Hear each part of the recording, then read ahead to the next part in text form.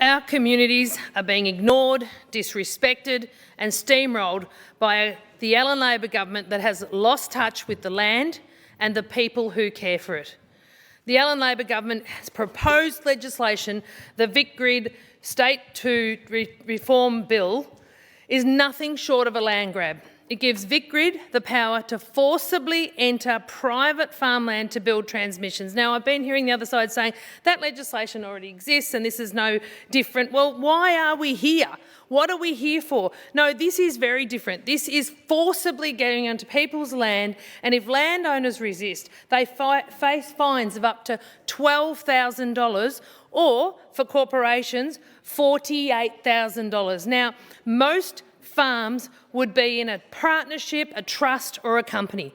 That's how we do succession, that's how we run businesses, that's just normal business practice. So most family farms will be facing fines of up to nearly $50,000 for protecting the land, where they've got lambs just been born or crops about to be harvested or have major concerns about a biosecurity issue. They will just be ridden roughshod over. This is not consultation. This is coercion, invasion, takeover. Now, let me be clear. We're not against renewable energy. We support transition. But what we cannot support is a process that tramples over the rights of landowners, ignores community voices and treats farmers as obstacles rather than partners.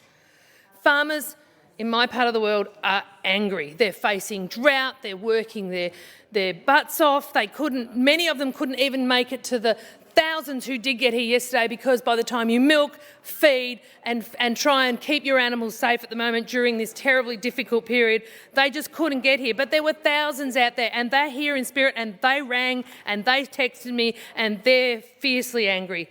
As a former dairy farmer myself, I understand the land is more than a workplace, it's a home. It's a source of livelihood and in many cases an area of environmental significance. We have never farmed for just ourselves. We've farmed on behalf of our forefathers who brought it to to give it to us to look after, and we farm it for our children and those that come after us. It's just the way it is. Farmers produce food, clean, green, food that we export, feed the state with. Sustainability is a feature of it. Come on, just forcing farmers and making them feel like they're just being trampled over is not an appropriate way for any government to act, but it's certainly what we're seeing out of this state government. This government has failed to engage meaningfully with communities. It's failed to explore alternatives, and the Victorian Farmers Federation, they've pleaded with the MPs, written to all of us, and you wait.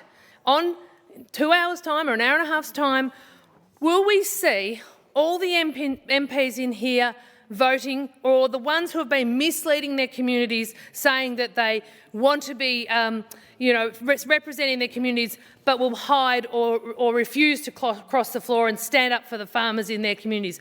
Every single person in every single electorate who's farming should check what their local member votes in this bill, or whether they hid.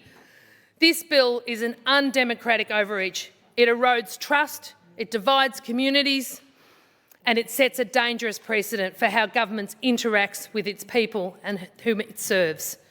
We in opposition will vote against this bill every step of the way, and if elected next year, we will repeal it.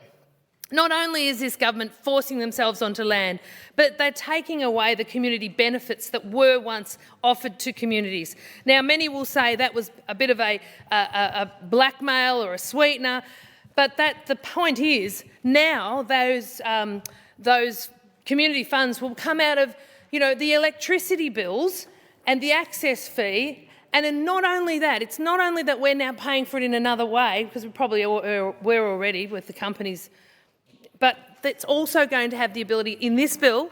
There's the clause that actually quite clearly says that the Treasurer can sweep in and take it and put it into consolidated funds to fund all those projects in Melbourne that it can't find the money to fund, and we will be, as farmers, as communities in regional Victoria, paying for that. Let me finish with this. If we truly want to reduce emissions and build a sustainable future, we must start respecting the people who already care for the land.